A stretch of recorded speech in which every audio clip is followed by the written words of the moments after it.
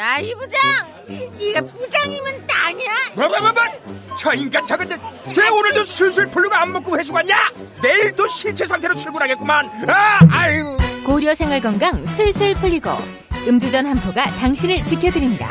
특허받은 천연 유래 성분 숙취 해소제 술술 풀리고를 은하계 최저가로 딴지마켓에서 만나보세요. 고민을 넣어주는 친구 쇼한 침대. 쇼한 침대가 고민을 들어준다고? 편안한 잠자리의 친구 쇼한 침대. 그렇게 편안하니? 머리부터 발끝까지 너무나 포근한 느낌. 오늘부터 내 친구 쇼한 침대. 어디에 있다고? 딴지마켓에 있네. 대한민국의 주권이 국민에게 있다는 걸 안다면 헌법은 꼭 한번 읽어봐야 합니다. 손석희 앵커가 추천하고 김영란 전 대법관의 일독을 권하는 시민을 위한 교양 필독서 지금 다시 헌법. 한 손엔 촛불, 한 손엔 헌법. 더 이상 뺏기지 않기 위해 우리가 들어야 할 것들. 지금 다시 헌법. 로고플리스. 엄마, 나 가게 안 하고 싶은데. 너 가게 해봤니? 너 음식 만들어봤니? 인테리어는? 집기는? 일할 사람은? 운영은? 가게 자리는? 세금은? 너 돈이 있니? 나는 요술램프 몬스터 셰프다. 네가 원하는 모든 것을 들어주마. 맛집의 맛을 똑같이 만들어줄 수 있어요? 맛뿐만 아니라 돈과 청음의 모든 비법을 알려주겠노라. 야하!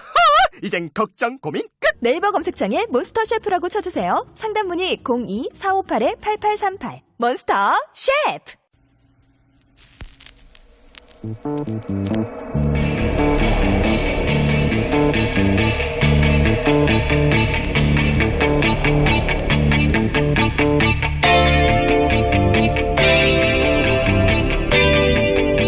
안녕하세요, 김호준입니다. 박근혜 대통령이 지난주 출연했던 정규제 TV에서 방송 후기를 공개했습니다. 정규제 씨에 따르면 인터뷰가 끝난 후 박근혜 대통령에게 탄핵이 만약 기각되면 검찰과 언론을 정리할 것인가 묻자 이렇게 답했다고 합니다. 이번에 모든 것이 다 드러났고 누가 어떤 사람인지 다 알게 되었다는 그런 분위기였어요. 어느 신문이 어떻고 이번에 모든 것이 다 드러났기 때문에 국민의 힘으로 그렇게 될 거다 이렇게 얘기를 하셨어요.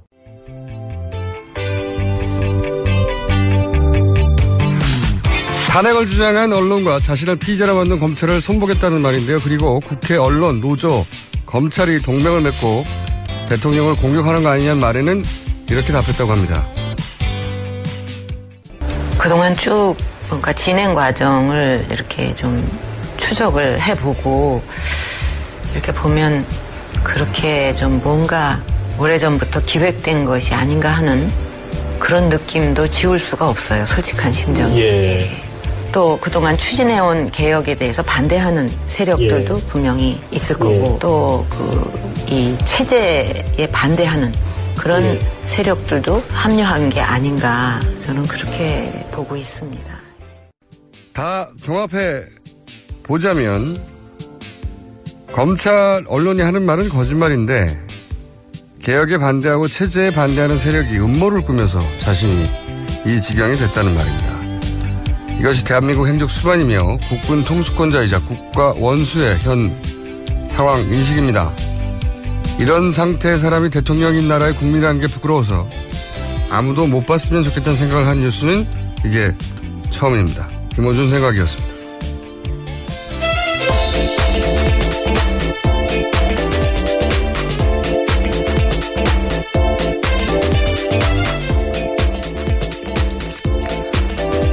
시사인의 김은지입니다.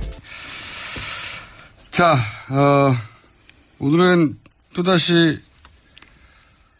아무것도 준비된 특집은 없는데, 전혀 없는데 특집 있는 척하는 설날 특집 방송. 네네. 자, 오늘도 협찬이 있죠? 네. 김어준의 뉴스공장 설날 교통 특집 방송은 이번 설에도 온 가족과 함께라면 역시 우리 한우 자조금, 동급에 없는 도심 연비 19.5의 압도적 기술 어코드 하이브리드, 내게 필요한 서민금융을 한자리에서 1397 서민금융통합지원센터, 깨끗해서 고맙삼다 우리나라 화산 안반수 제주 삼다수와 함께합니다. 에서 함께해주고 계십니다. 제주 삼다수와 함께합니다 해서 끝나야 되는 거 아니에요 이거? 네, 이게 전체 멘트고요. 여기서 전체 4가지에서 함께해주신다라는 뜻인 것 같습니다. 어쨌든 함께합니다를 2번 했어요. 네네. 네. 토시 하나 틀리지 않고 읽어달라는 제작진의 요구에 토시 하나 틀리지 않고 읽기 위해 노력했습니다. 네, 2번 함께하고 있습니다. 네. 연휴 중에 나온 뉴스 중에 개인적으로 가장 쇼킹했던 거는 정규조 TV의 방송 후기였어요. 네. 네. 여기 보면은 검찰 언론을 손보겠다는 거거든요. 복수하겠다는 거죠. 복수. 네. 특히 언론을 그렇게 할 수 있다라는 거는 민주주의 국가에서 대통령이 참 놀랍습니다. 그리고 음모를 꾸몄다. 검찰, 언론, 노조, 국회가 동맹을 맺어서. 놀라운 동맹이죠. 어떻게 그렇게 가능할 수 있는지. 그 이유가 개혁에 반대하고 체제에 저항하는 세력들이 합쳐가지고. 이건 해도 너무한 거 아닌가. 이런 인식을 한다는 건. 이건 뭐 예를 들어서, 이념의 문제도 아니고, 다른 어떤 문제도 아니고, 그냥 몰지성이에요. 예. 지성의 흔적이 없어요. 뭐 이번만 느낀 건 아니긴 합니다만. 그러니까 이 정도 수준의 이야기는 처음 들어봤어요. 그러니까 여러 가지 포장된 채 이야기가 나왔지, 검찰과 언론이, 자기를 그렇게 몰아갔고, 예. 사실이 아닌 것들을 가지고. 예. 그래서 만약에 기각되면 손을 보겠다. 정말 무서운 발언입니다. 그리고 다 동맹을 맺어서 검찰과 노조가 동맹을 맺었다는 얘기도 처음 들어봤지만, 예, 언론과 국회가 동맹을 맺어서 본인을 그렇게 만들었다고. 너무하다. 뉴스를 읽다가 이건 진짜 너무하다. 자, 첫 번째 뉴스는요. 네, 나경원 새누리당 의원이 어제 보도자료를 냈습니다. 내용은 이렇습니다. 여야는 황교안 대통령 권한 대행에게 박한철 소장 후임 지명과 임명권, 이정미 재판관 후임에 대한 임명권을 인정해야 한다라는 내용인데요. 박한철 소장의 임기가 내일까지입니다. 그리고 이정미 재판관은 3월 13일까지인데요. 이에 대해서 헌재가 공석이 없어야 한다면서 위와 같이 밝힌 겁니다. 이거 참 뜬금없거든요. 네. 갑자기. 나경원, 의원이 황교안 대행에게 이제 헌재 소장 또 이영미 재판관인가요? 네. 네, 이정미요? 예. 죄송합니다. 이정미. 이름을 바꿨네요, 제가. 이정미 재판관의 후임을, 임명할 수 있도록 해달라는 거잖아요. 그렇죠. 네. 굉장히 뜬금없는데 본인의 페이스북에 자신이 없는지 기자회견이나 이런 거 하지 않고 페이스북에 올린 간을 보는 거란 말이죠. 페이스북에 이런 의견을 올리는 건. 여러 가지 이유를 추정해 볼 수 있는데, 이거 주시 뉴스에 제가 보기에는 본인이 판사 출신이잖아요. 그렇죠. 그런데 이제 헌재에 불만이 있긴 있어요. 뭐냐면 정치적 이유로 헌재 소장이나 재판관 동의가 늦어지고 임명이 늦어진다. 이런 불만이 있거든요. 그러니까 이제 헌재 소원 수리를 대행하는 거죠. 하나는. 근데 지금은 그런 거 따질 때가 아니잖아요. 예, 예. 이런 이유는 아닌 것 같고 가능성은 있지만 가능성은 낮다고 보고, 또 하나는 황교안 대행의 정치적 위상을 보양시키기 위해서. 요즘 갑자기 황교안 대행을 돋보이게 하는 노력들이 많잖아요. 돋보이게 하려는. 네. 트럼프하고 전화한다고 한다는데. 예, 오늘 오전 9시입니다. 네. 언론 열심히 그 기사를 내는 이유와 동일하죠. 하지만 트럼프 대통령 입장에 보자면 대행 그것도 2달도 안 되는데 대행할 수 있는 기간이. 그런 통화를 진지하게 할 이유가 뭐가 있어요. 하지만 외교적으로는 아무 의미가 없지만, 네. 이 황교안 대행이 보수 후보가 된다면 큰 의미가 있는 퍼포먼스가 되겠죠. 그런 이유일 수도 있다. 세 번째는 보수적인 헌재 소장과 재판관을 미리 알박게 하는. 네. 혹여 정권이 바뀔까봐. 이것까지 챙길 여력은 없을 것 같은데. 마지막으로는 탄핵. 아무래도 탄핵이 인용되면은 조기 대선하게 되면 불안해서 정권이 바뀔까봐 이런 사람을 넣어두려고. 이게 가장 무서운 시나리오죠. 약간 그 넷 중에 하나가 아닐까. 예. 뭐랄까요. 개인적으로는 어떤 이유든 다 반대합니다.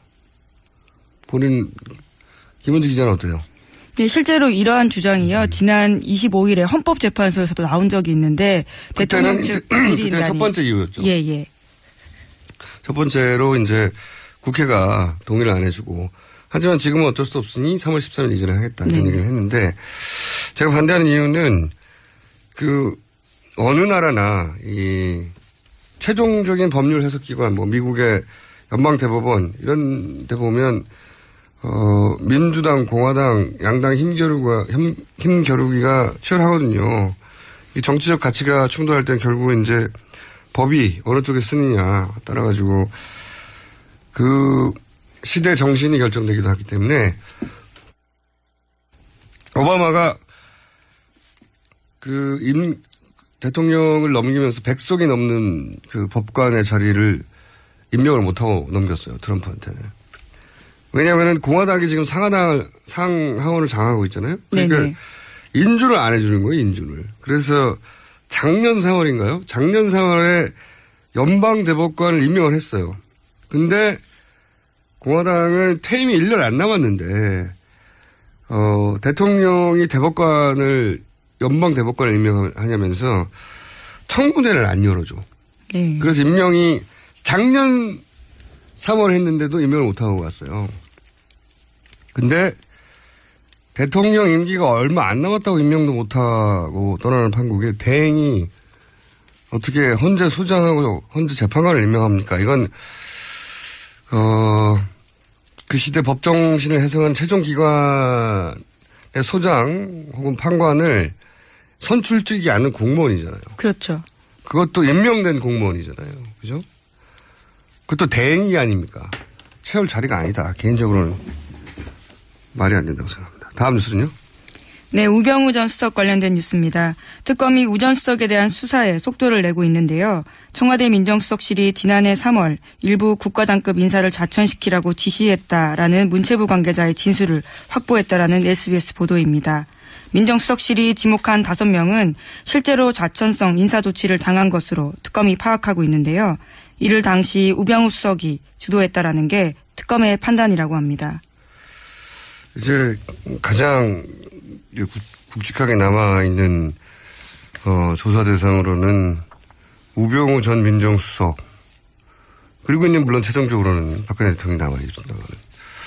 근데 이제 검찰에서 특검으로 자료가 넘어올 때 우병우 전 민정수석 관련 수사 자료는 거의 없었다고요. 예. 제가 여러 경로로 확인한 바에 따르면 거의 진도가 못 나가고 있었던 거죠. 여러 가지 이유가 들 수 있을 것 같은데 워낙 우병우 전 민정수석이 조심하고 흔적을 남기지 않아서 이런 이유일 수도 있고 또 하나는 소위 우병우 라인이 여전히 검찰 내에 살아 있어서 이렇게 생각해 볼 수도 있는데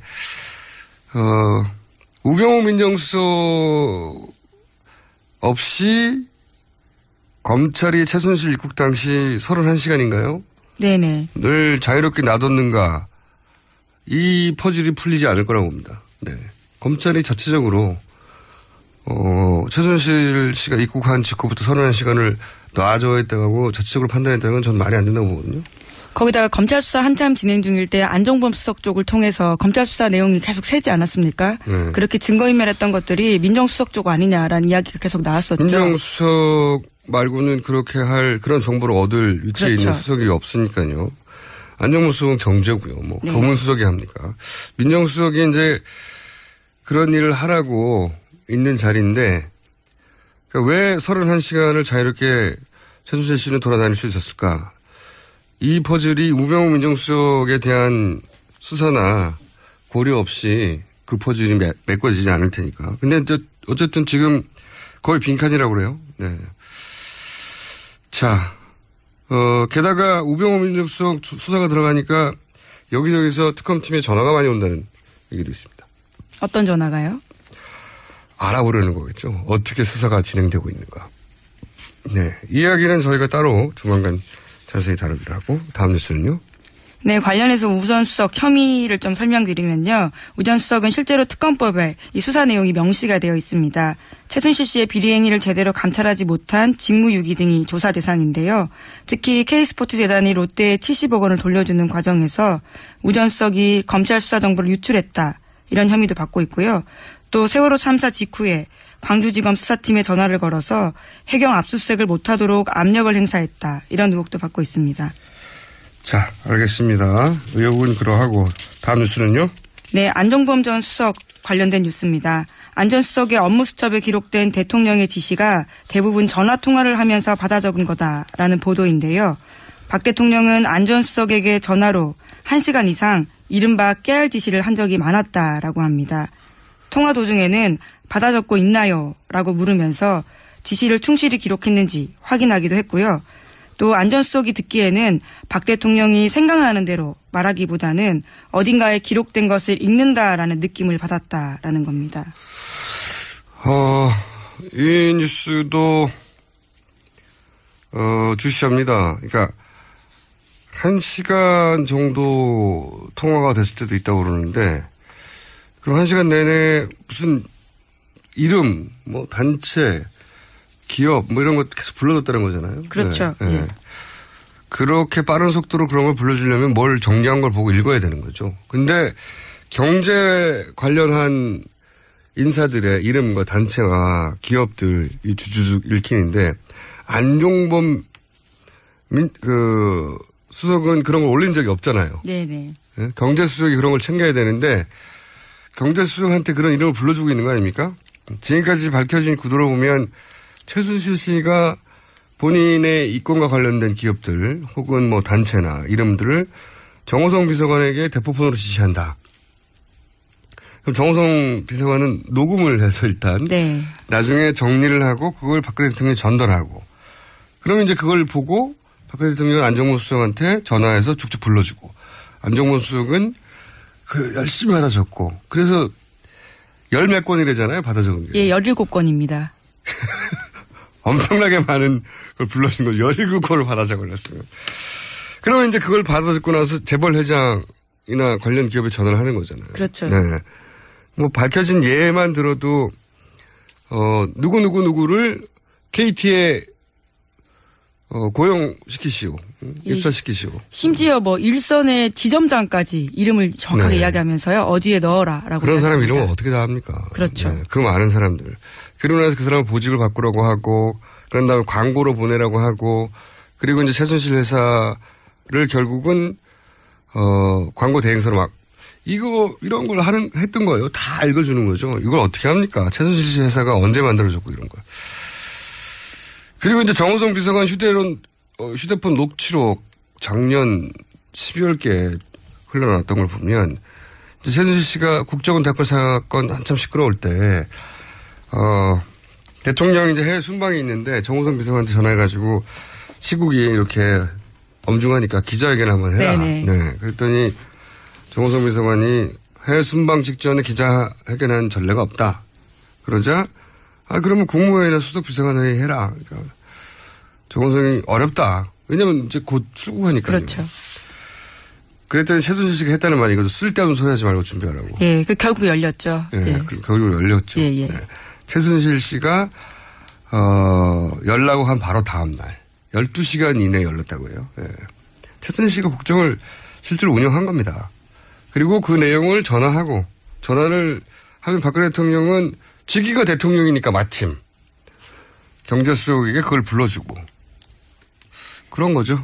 예. 전화로 전달됐다는 정황이 확실해 보이는 게요. 저희도 이제 수첩을 입수해서 보지 않았습니까? 시사에서 수첩을 입수해서 봤죠. 예. 그런데 이제 이름이 해자라고 전화로만 들리면 해자가 이렇게 다양하게 들릴 수가 있잖아요. 바다 해자네요. 예. 네. 그 사람 이름이 굉장히 명확한데도 불구하고 틀린 것들이 꽤 있습니다. 그래서 그걸 다시 받아 적고 고치고 이런 흔적들이 있거든요. 받아 적은 거죠. 예.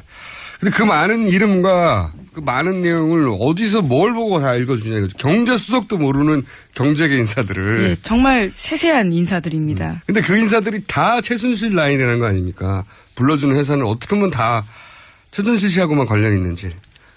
그런데 지금 대통령의 인식은 다 허황된 이야기들인데 자기를 엮으려고 음모를 꾸몄다는 거잖아요. 예, 언론과 검찰이 합쳐서 심지어 언론, 노조까지. 검찰, 예. 노조, 예. 국회. 예. 아이 참. 자, 다음 뉴스는요. 네, 반기문 전 총장 관련 뉴스입니다. 반 전 총장이 대선에서 이기려면 신당 창당이 필요하다라는 내부 전략 보고서가 나왔다라는 TV조선 보도입니다.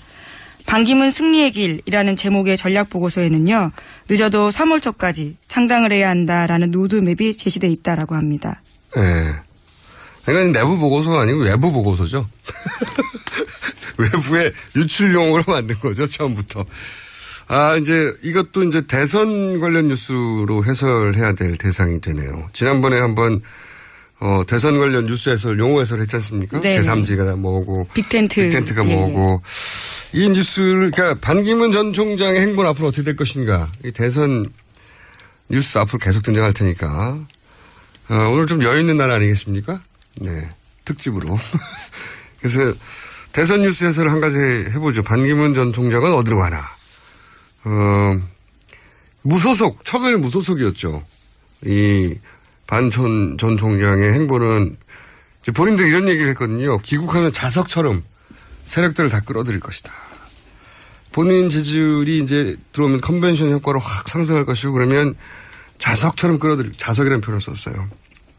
이게 이제 외교, 소위 측근들 중에 외교 라인의 기획이었죠. 예.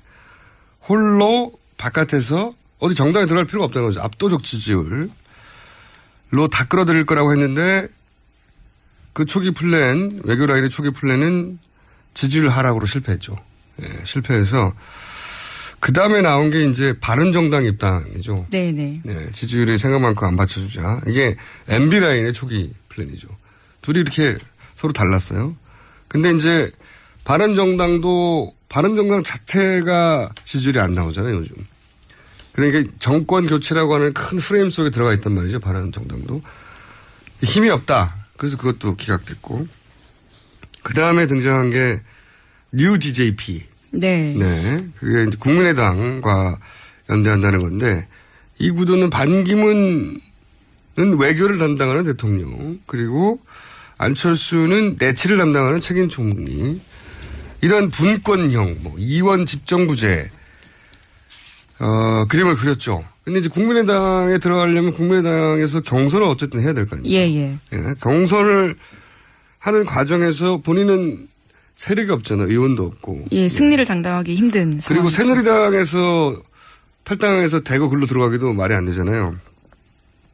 그러니까 본인은 소위 이제 불쏘시개 역할만 하고 안철수 전 대표 조언님만 지키고 끝나는 거 아니냐. 이런 이제 문제인식이 있어서 그것도 이제 멀어졌고. 그 다음에 등장한 게 빅텐트입니다. 지난번에 한번 설명드렸지 않습니까? 각 세력이 합당하거나 합치지는 않고 제자리에 있으면서 연대만 해서 한 사람의 후보를 뽑자. 이게 빅텐트거든요. 원래는 야권에서 지난 대선에 나왔던 용어인데 이번에는 이제 보수 진영에서 써먹는 거죠. 여기에 이제 김종인, 뭐 손학규, 정의와 이재호 등등등 하는 분들 그리고 국민의당, 바른정당까지 소위 친박 친문을 다 빼고 모여라. 근데 문제는 이제 다른 세력들이 지금 지지율이 빠진 반기문 총장 밑으로 모일 생각이 없는 거죠. 네. 그래서 이제 빅텐트가 안 되고 그러자 스몰 텐트 얘기도 나오고 좀 있으면 미디엄 텐트 얘기도 나오겠어요. 여하간 이러다가 이것도 안 되고 저것도 안 되고 다 하자 남은 게 독자 창당인 겁니다. 그래서 갑자기 창당 얘기가 나오기 시작한 거죠. 근데 물리적으로 전국 정당을 만들기는 불가능하다고 봐요. 실효적인 의미도 없어요. 왜냐하면은 바른정당이 그렇게 급하게 네. 창당을 한 것은 2월 15일까지 중앙당을 창당하면 선관위에서 교부금이 나오거든요. 대선과 관련해서도 나오고. 그게 100억이 넘어요. 그런데 2월 말 3월 초 지금 창당 얘기하지 않습니까? 돈도 안 나오는 거예요. 여기서. 페이퍼 정당이 될 가능성이 높다. 제가 보기에는. 그러니까 창당 준비 정도 하고 당인 척 하다가 다른 세력과 연대할 상황이 올 거라고 봅니다. 예. 여기까지가 대선 뉴스를 읽기 위한 해설이고요. 반기문 전 총장의 행보와 관련해서. 근데 이게 종합해보면, 사실 오늘 뉴스도 별로 없어요. 주말이고. 조간도 안 나와서 해설이나 하고 있죠. 대사를 보자면 해설이 필요하니까. 종합하면 보수 진영 혹은 뭐 중도라고 표현하는 진영의 목표는 결국 한 가지요. 한 가지. 뭐냐면 작전이 하나예요. 대통령 누구? 그리고 책임 총리 누구? 1+1 전략인 겁니다. 1+1. 그러니까 이 사람을 뽑으면 어쨌든 대통령 선거에서 한 사람밖에 안 뽑으니까 이 사람을 뽑으면 저 사람도 같이 딸려온다. 그러니까 한 사람을 뽑는데 또 한 사람을 뽑을 수 있는 효과를 내니 이 사람을 뽑아야 되지 않겠냐 해서 경쟁력을 강화시키는 전략인 거죠. 왜냐하면 지금 어쨌든 민주당 후보가 훨씬 지지율이 많이 나오니까 정권 교체 프레임 속에서 이 혼란은 빅텐트니 스몰 텐트니 제3지대니 뭐 기타 등등등등등은 이 1+1의 조합을 찾는 과정인 거예요. 그 최대치를 뽑기 위해서. 원래는 이제 반기문 대통령 플러스 책임 총리 누구 이 그림 그 그림으로 가는 과정에서 제3지대니 이런저런 요기가 나오는 거고요. 그런데 이제 반기문 전 총장이 입국 후에 컨벤션 효과를 누리기는커녕 정반대로 지지율이 이제 떨어지다 보니까 이 두 자리 모두가 공석이 된 거예요. 원래는 반기문 대통령 보수 혹은 중도 친문을 제외한 사람 다 모여라 할 때 반기문 대통령 그다음에 책임 총리 자리 비어 있었는데 두 자리 다 빈 겁니다 지금. 네. 그래서 초반 반기문 전 총장의 지지율이 굉장히 중요했었죠. 이 그림 구도상에서는. 근데 이제 초반에 하락을 했기 때문에 보수 진영의 초기 플레이는 망가진 상태로 둘 다 공석이라 전국 시대가 열렸다. 다시. 누가 어떻게 될지 모른다. 자, 뉴스 해설 오늘 여기까지 할까요? 네네. 제목 하나 정도 읽을 수 있을 것 같습니다. 네, 미국 법원이 트럼프의 반이민 행정명령에 긴급 제동을 걸었습니다. 네. 트럼프가 이제 전 뉴스죠. 이슬람계 네. 7개 국가에서 들어오는 이민자들이나 관계자들 못 들어오게 한 건데 트럼프 본인이 독일계 이민자 2세잖아요. 네. 세계대전의 난민 후손이에요, 이 사람이. 자기가 스스로. 아니, 미국이란 나라 자체가 원래 유럽 대륙에서 종교적으로, 경제적으로 박해받던 난민들이 더 건너 세운 나라 아닙니까? 예를 들어 지금 현재 미국 1위, 세계 1위죠, 참. 애플. 잡스가 시리아 출신이에요. 그런 이민자들 없이는 지금의 미국은 없는 거예요. 이 몰지성이 어떤 파국을 부르는지 트럼프가 저는 보여줄 거라고 보고 어떤 파국을 이미 불렀는지는 우리나라를 보면 됩니다. 오늘 여기까지 하겠습니다. 시사인의 예, 김은지였습니다. 굶고 뛰고 땀 빼고 다 해봤다. 그래봐야 소용없었다. 다이어트는 결국 먹는 게 문제다! 동결건조 채소와 곡물, 단백질, 그리고 효소와 비타민, 미네랄로 만든 다이어트 전용 그린 스무디로 하루 한두 끼만 바꿔 드세요. 검색창에서 비타샵을 검색해주세요. 아무도 묻지도 따지지도 않고 가입하셨다고요? 보험은 너무 어려워요. 걱정 마십시오. 마이보험 체크가 도와드립니다. 1800-7917 마이보험 체크로 지금 전화 주세요. 1800-7917 이미 가입한 보험이나 신규 보험도 가장 좋은 조건을 체크해서 찾아드립니다. 인터넷 한글 주소 마이보험.com 또는 카카오톡에서 아이디 검색 마이보험을 친구 추가하여 상담하실 수 있습니다. 여성 여러분, 골반이 삐딱하면 허리가 아파요. 아랫배가 나와요. 골반이 바로 서야 건강도 아름다움도 바로 섭니다. 바디로직을 입으세요. 토크밴드의 입체적인 탄력이 틀어진 골반을 바로잡습니다. 간편하고 확실한 골반 교정 타이즈 바디로직. 삐딱한 남성 골반에도 역시 바디로직. 바디로직의 효과를 못 느끼셨다면 100% 환불해드립니다. 자세한 환불 조건은 홈페이지를 참조하세요.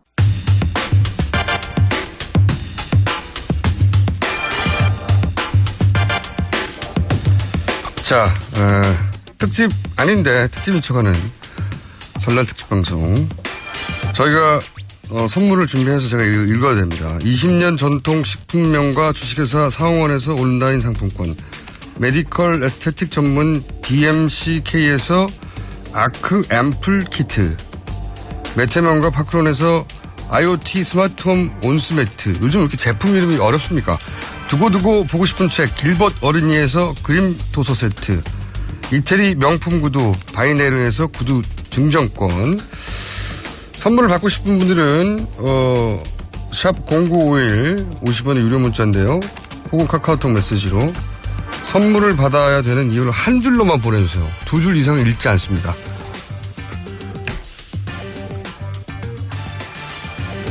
자, 오늘 첫 번째 인터뷰입니다. 오늘은 대선 후보 저희 연쇄 인터뷰의 시리즈 중에 하나입니다. 많은 분들이 거쳐갔는데 오늘 나오신 분은 프린스턴 대학의 경제학 박사, 거쳐가지 않습니까? 서울대 경제학 교수님이셨고요.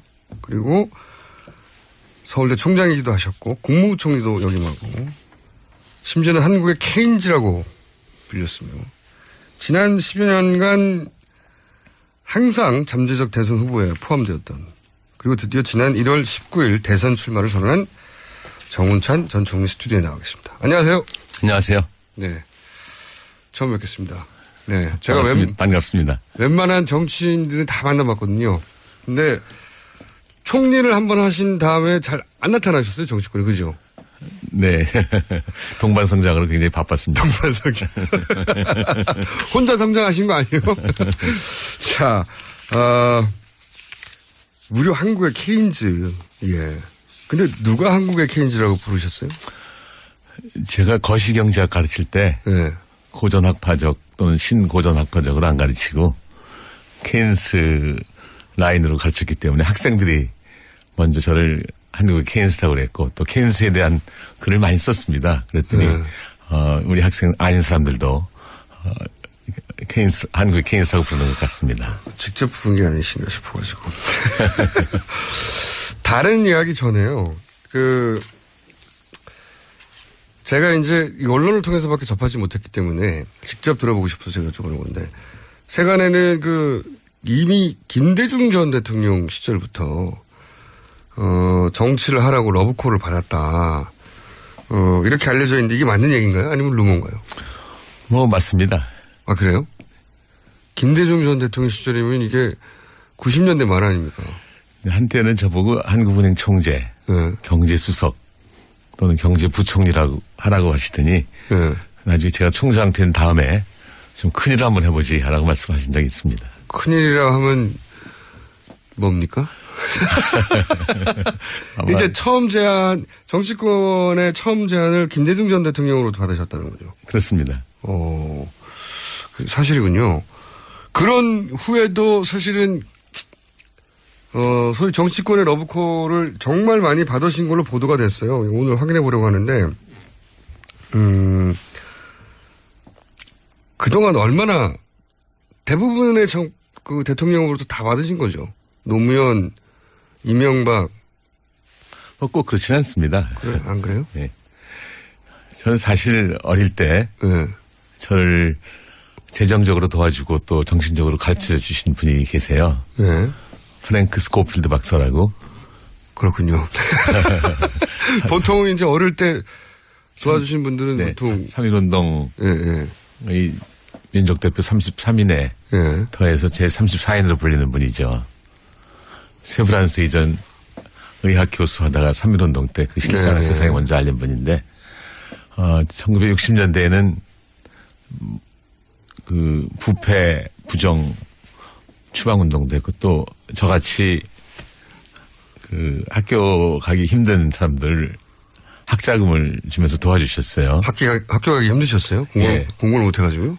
그게 아니고 제가 저희 집이 경제적으로 어려워서 초등학교 졸업하고 취직하려고 그랬었는데 그분이 중학교 가라고 그래서 중학교도 가고. 아니 초등학생을 보고 뭘 보고 초등학교 성적이 좋으셨어요? 아니 제 친구가 클래스메이트가 하루는 저보고 경상도 하인데 원차가 네 어느 정도 갈끼고 그래서 난 취직해야 되는데 그랬더니 그 친구가 자기 아버지한테 얘기했던 모양이죠. 그 아버지가 서울대 교수였었는데 그 교수 부부가 저희 집에 오셔서 중학교 좋은 데 가면은 등록금 내줄 테니까 공부 열심히 하래 해갖고 공부 열심히 해서 좋은 중학교 들어갔습니다. 그랬더니 스코필드 박사를 소개해서. 아니, 공부 열심히 한다고 다 좋은 중학교 들어가는 게 아니거든요. 그러니까 그분들이 어떻게 아셨냐 이거죠. 이 친구는 될 법한 친구군 하고. 이영수 교수라는 분이 저를 스코필드 박사한테 소개해 주셨어요. 그러니까 뭘 보고 제 말은. 초등학교 때부터. 제가 공부 열심히 하고 성실한 걸 보고 그랬는 말이죠. 그때도 공부 잘하셨어요? 초등학교 때부터? 보통 했습니다. 그런데 그분이 제가 지금 말씀드리는 거는 스코필드 박사가 하루는 저보고 제가 중학교 2학년 때입니다만 아침에 내셔널 어셈블리라는 영어 단어를 배웠어요. 근데 오후에 숙소에 좀 들르라고 그래서 갔더니 너 앞으로 뭐가 되고 싶냐 그래서 아무런 생각 없이 아침에 배운 영어 단어 써먹고 싶어서 I wanna be a national assemblyman. 국회의원이 되고 싶다 그랬더니 스코필드 박사님이 정치는 기본적으로 깨끗하지 못하는 것이니 가지 말아라. 그러나 나라가 위기에 처하면은 내 몸을 국가에 바쳐야 된다 이렇게 말씀을 하셨어요. 아, 지금 위기에 처해서 출마하게 된 사연이 이렇게 길었던 겁니까? 그렇습니다. 지난 10년 동안 여기저기서 저 정치하라는 권유는 많이 받았지만 한편으로는 좋은 사람 많은데 뭐 내가 갈 필요가 있나 하는 생각이 들었고 또 다른 한편으로는 내가 그렇게 기여할 것이 많은가 생각했습니다만 최근에 나라가 정말 너무 어려워요. 그래서 이게 국가 위기가 아닌가 내가 나라의 몸을 좀 바쳐야 되지 않나 하는 생각을 했고 또 한편으로는 많은 정치인들이 그냥 제가 보기에는 자리를 얻으려고 가는 것이지 무슨 일을 하려고 가는 것처럼 보이지 않는데 저는 지금 한국 사회를 동반성장 국가로 만들고 싶은 의욕이 아주 강합니다. 그래서 이번에 정치에 들어가기로 결심했습니다. 네. 왜 정치를 시작하시는데 묻지 않았는데 길게 답하셨어요. 그런데 최근에도 얼마 전에도 이제 새누리당에서 대선 후보급으로 영입 제안을 했는데 거절했다 보도가 있었는데 이건 사실인가요? 대선 후보란 말씀은 안 하시고 임명진 목사님이 새누리당에 들어와서 보수를 한번 재건해보자. 그냥 들어와서. 네, 아마 임 목사님이 한 일주일 전에 부산에서 이 당이 아주 깜짝 놀랄 만한 후보를 다음 주에 발표할 것이라고 말씀하셨나 보죠. 그랬더니 기자들이 아무리 생각해봐도 생각나는 사람이 없어서 정운창일 거라 그래서 저한테 전화를 해서 제가 그냥 당을 같이 하자는 말씀만 들었지 그 이상의 말씀은 못 들었다고 했는데 일부 보도에 제가 대선 후보로 제의를 받았다고 하는 식으로 나왔던 것 같습니다. 그렇다고 임영진 위원장은 해명하기를 자기는 비대위원을 제안했는데 대자가 거기 들어가지고 대통령 제안한 건 줄 알았다 보다라고 했는데 비대위원이라는 단어도 쓰지 않으셨던 거죠? 그 말씀 쓰셨습니다. 비대위원이라는 단어 쓰셨어요? 전번 제가 대선 후보 제의받았던 말 한 적이 없습니다. 기자들이 이렇게 쓴 거지. 그러니까 비대위원을 제안을 하긴 하셨다. 뭐 비대위뿐만이 아니라 이런저런 일을 하면은 새누리당이 재건되고 한국의 보수가 살아나지 않냐 그런 말씀을 하셨습니다. 하여튼 비대위원이라는 단어를 쓰긴 썼고요. 제가 쓴 걸로 기억합니다. 그렇군요. 목사님이 거짓말한 줄 알았더니 그건 아니군요.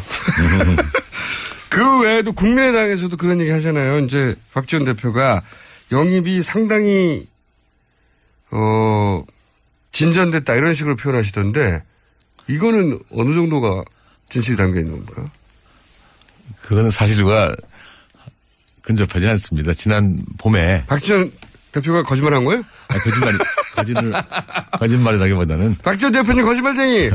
봄에 저보고 좀 와서 같이 일하자고 말씀을 하셨었는데 지난 봄에요? 네. 그럼 거의 1년 전이지 않습니까? 아니 근데 그 후로는 저 매스컴을 통해서 저한테 관심이 많다는 말씀하셨고 또 특히 제가 지난 19일에 그 대선 출마를 공식화하는 자리에서 그 국민당에 와서 저 기존에 대통령 나가려고 생각했던 사람하고 한번 겨뤄보라 이렇게 얘기하셨어요. 그러니까 아니 그러면 지난 봄에 한번 얘기하고 나서 그 사이 공식적으로 그런 종류의 얘기를 한 건 19일 대선 출마 아닙니다. 저하고 둘이 만난 적은 없지만 그 공식적인 자리에서 우리 당에 와야죠 그런 말씀을 하셨고 또 그 박 대표께서 기자들과 만난 자리에서 저를 영입하고 싶다는 말씀을 많이 하셨는데. 아니, 그거는 일방적인 구해고요.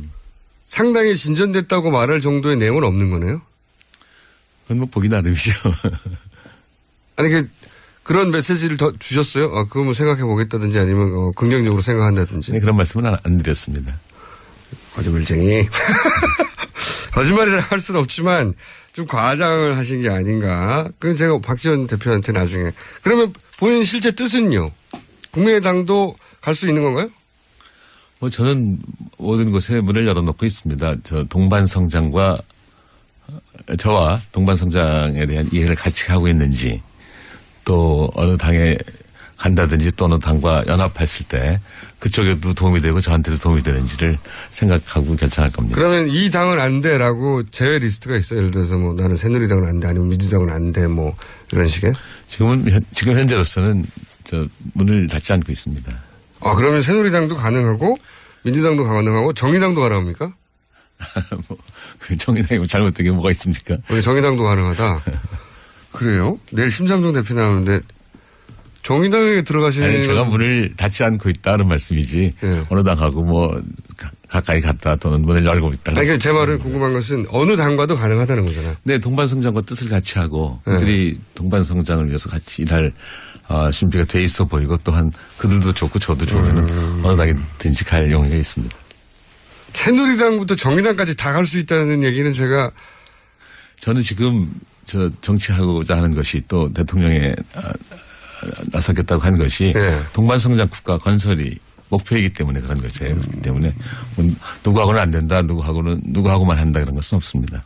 근데 지금 조기 대선이 유력하고 그러면 이제 지금 현재는 소속 정당도 없으시니까 결론을 빨리 내긴 내야 되잖아요. 이게 결론이 언제쯤 날까요? 될 수 있으면 빨리 내겠습니다. 그게 언제쯤 될까요? 제가 궁금한 건. 글쎄요, 우선 독자적으로 나가다가 계속 말씀드렸습니다만 저와 뜻을 같이 하는 정치 집단이 있으면 그쪽하고 같이 일할 것입니다. 그럼 동반선장이 뭔가요? 동반성장. 네, 그거를 너무 많은 이야기가 있겠지만. 네. 이건 좀 중요한 거기 때문에 조금만 시간을 주시면 좋겠습니다. 네, 동반선장은 이런 관점에서 설명 좀 해주세요. 지금 뭐 경제민주화다 뭐 여러 가지 그 경제와 관련된 워딩들이 존재하지 않습니까? 그 표현들이. 근데 총리님은 이사장님이라고 부를까요? 총리님이라고 총장님이라고 부를까요? 총장이 제일 자연스럽습니다. 총장 대신 그만두신 지 오래됐거든요, 이제. 그래도 4년 동안 열심히 했고 또 좋은 평을 받았습니다. 정치인들은 보통 그 직전에 공직 가지고 부르니까 의원을 관둔 지 10년이 넘어도 의원이라고 부르거든요. 총님이라고 제가 부르겠습니다. 우선 동반성장에 대해서 제가 좀 설명드릴게요. 네, 경제를 모르는 사람들도 그런 거구나 이해할 수 있게 좀 쉽게 그리고 굉장히 특징적인 걸 구체적으로 예를 들어 설명해 주세요. 네, 우선 더불어 성장하고 함께 나누자는 가치로 하나의 사회 작동 원리라고 할 수 있습니다. 대중소기업 관계로만 보면 착각입니다. 사회 작동 원리로서 동반성장이라면 어렵게 생각할지 모르지만 쉽게 설명하기 위해 하나의 예를 들겠습니다. 첫째는 신자유주의적 자본주의 시장경제 이후의 사회 작동 원리라고 생각합니다. 경제뿐만 아니라 사회 전반의 작동 원리다? 그렇습니다. 아담 스미스의 고전적 자본주의, 케인스적 자본주의, 또 신자유주의적 자본주의 등 자본주의 역사가 있지 않습니까? 들어는 봤어요. 자세히는 모르지만. 네. 고전적 자본주의는 사회의 도덕적 한계 내에서 자유로운 경쟁을 하면서 이익을 취해라. 그래서 공동체 사회를 유지시켜라 이렇게 하는 것이 고전적 자본주의입니다. 각자가 자유와 경쟁을 존중하지만 그러나 도덕적 한계 내에서 자유를 행사하고 또 경쟁을 나쁜 짓은 하지 말고 돈을 벌라는 거죠. 한마디로. 네, 케인스적 자본주의는 개인이 무한하게 이익을 취하기 때문에 고전적 자본주의 말기에 국가가 개입해서 개인의 이익을 제한하고 복지국가를 만들어서 공동체를 유지하라고 했어요. 국가의 개입인 거죠. 그런데 신자유주의적 자본주의는 이 국가가 개입하니까 자유경쟁이 제한받으니 국가는 시장에 개입하지 말고 시장의 모든 것을 맡겨라. 그래서 자유방임처럼 돼버렸습니다. 다시. 오직 자신의 이익을 최우선으로 하는 시장 자유주의는 잘 아시다시피 2008년 세계 금융위기로 실패한 자본주의 시장 경제 질서임이 드러나지 않았습니까? 네네. 그래서 이제 신자유주의적 자본주의 이후의 사회는 어떤 것일까 한번 생각해 볼 만한데 공동체 구성원의 발전과 개인의 발전이 함께 이루어져야 된다.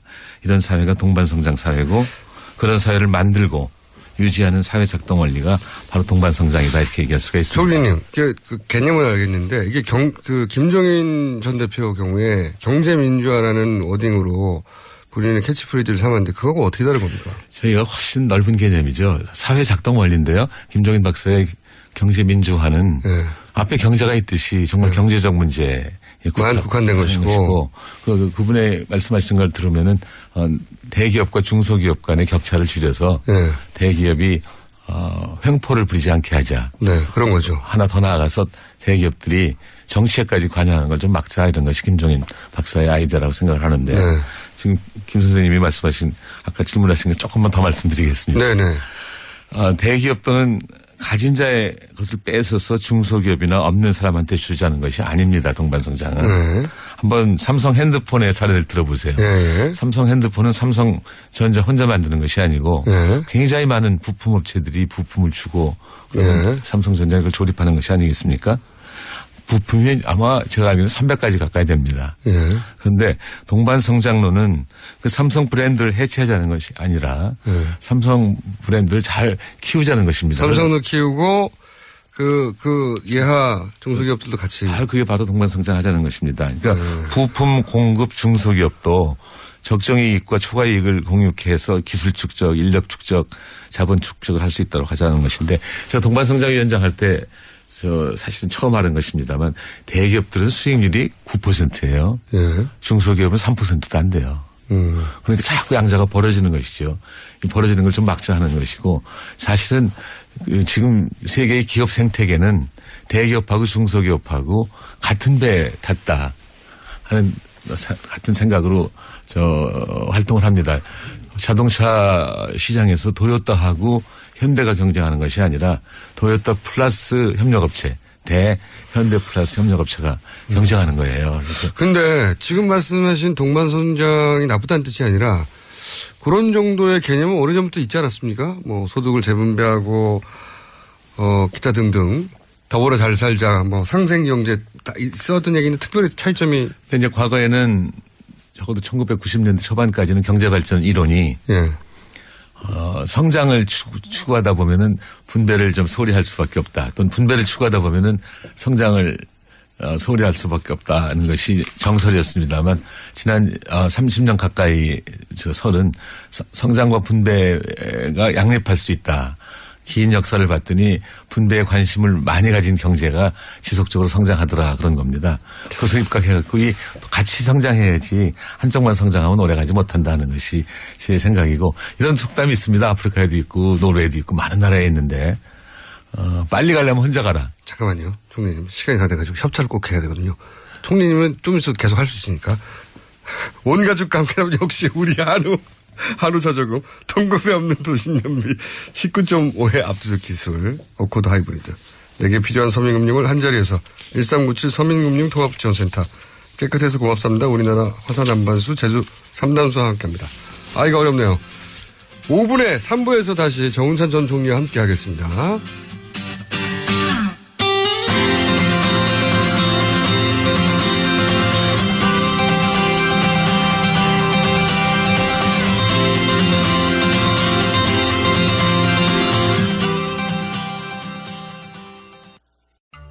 제가 명리학을 한 전제가 뭡니까?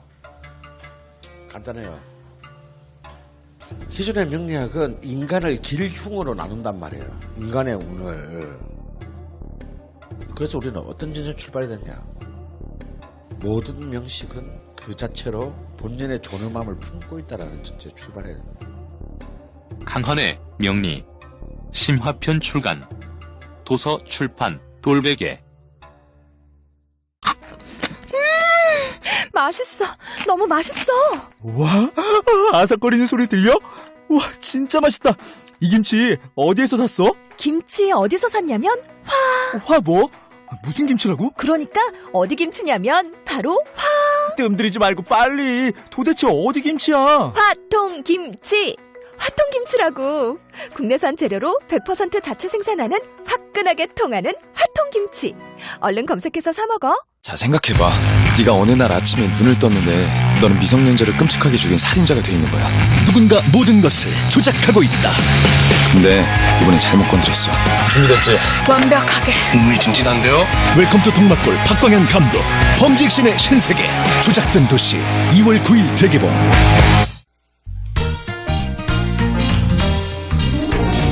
넉넉한 마음 안고 집으로 가는 길 TVN 교통방송과 함께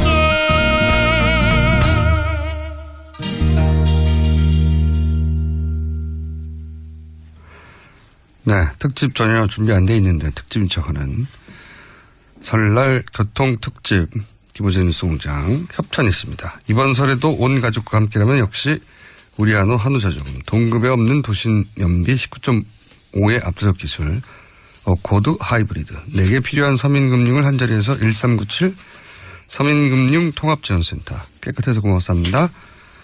우리나라 화산 안반수 제주 삼다수와 함께 합니다.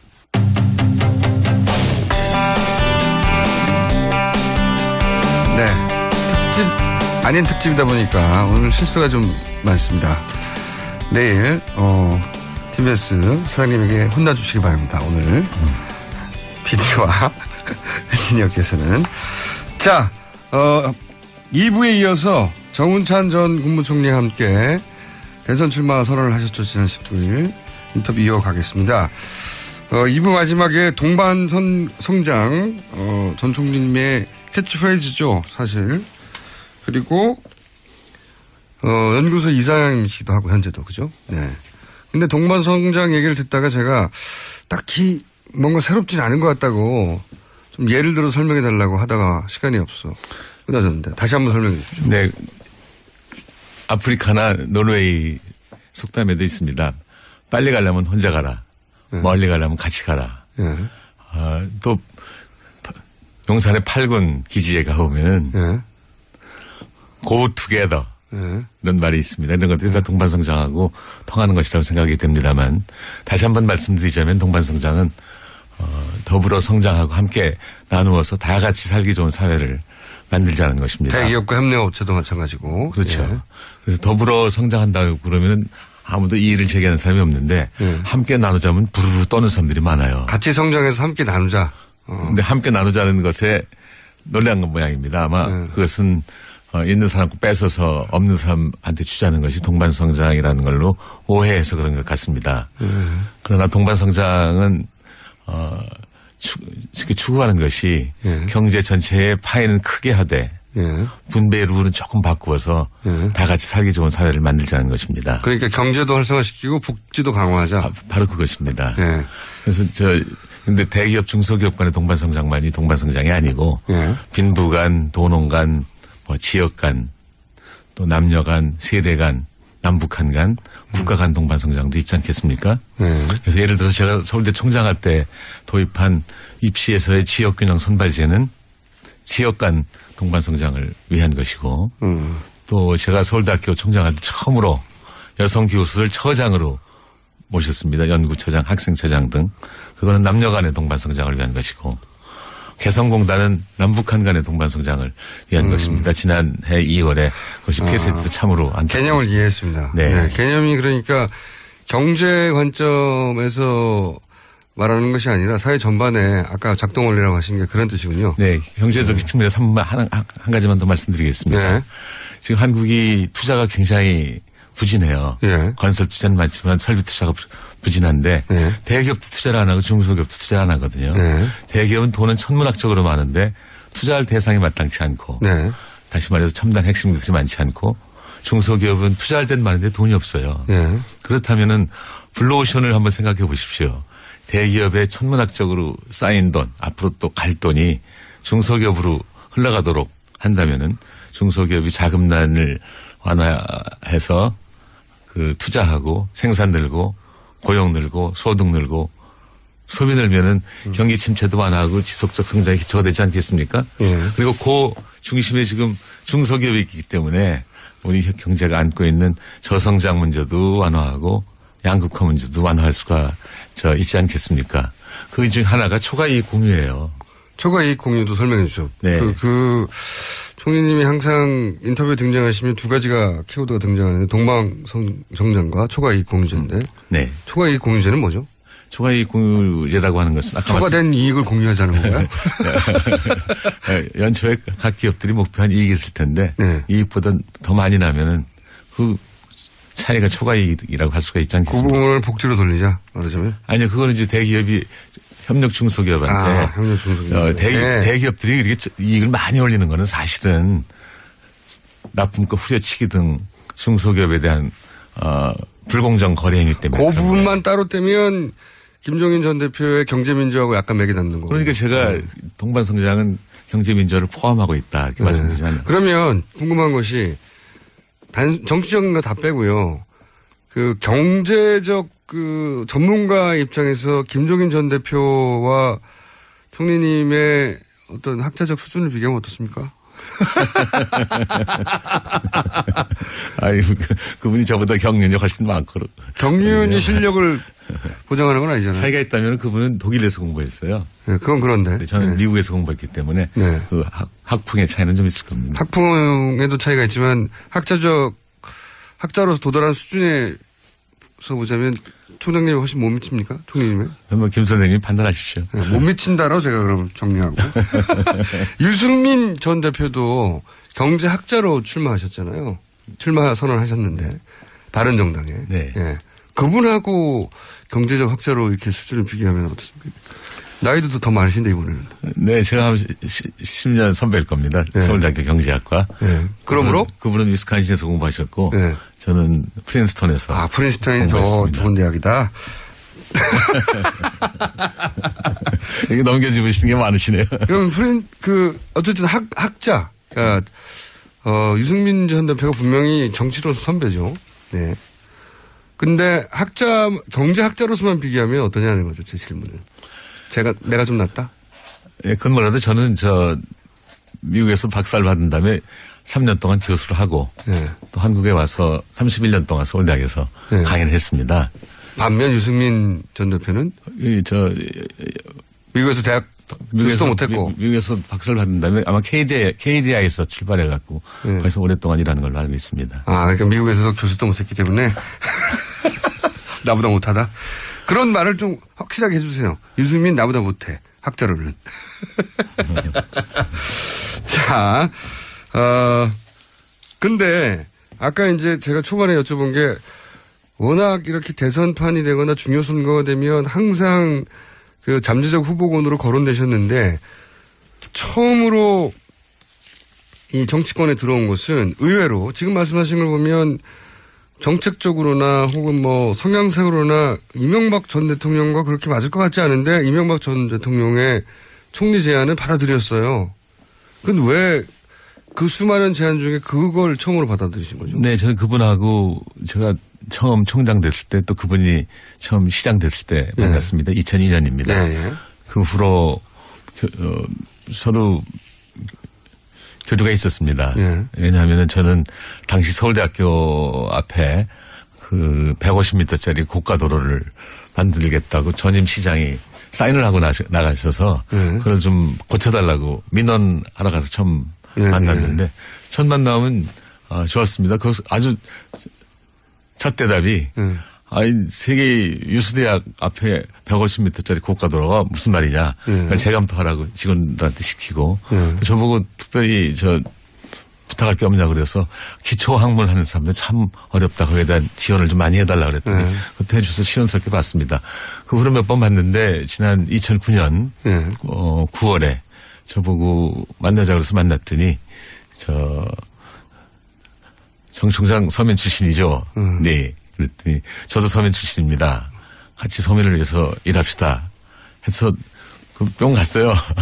그 말에, 서민이라는 말에. 네, 그뿐만이 아니라, 그 앞에 저보고, 뭐 서울시장 나와라, 선거대책위원장 해달라, 정권인수위원장 해달라. 여러 가지 제안이 있었는데, 그전에는. 2008년에는 또 국회 좀 진출해라 이런 제안이 있었으나, 제가 총리 제안을 받은 것은 그런 제안 중에 5번째인가 6번째인가 그래서, 사실 한편으로 마음이 좀 약해졌습니다. 이거 내가. 계속 거절하기도 그렇고. 또 거절하면 좀 미안하지 않나 그런 것도 있었지만, 전 다른 욕심이 있었습니다. 어떤 욕심이 있었어요? 그 욕심이 뭐냐면, 당시에, 2009년 8월에 북한이 핵시dom을 하고, 또 그것이 없었다 할지도 남북 관계가 굉장히 거의 단절된 상황이 아니었습니까?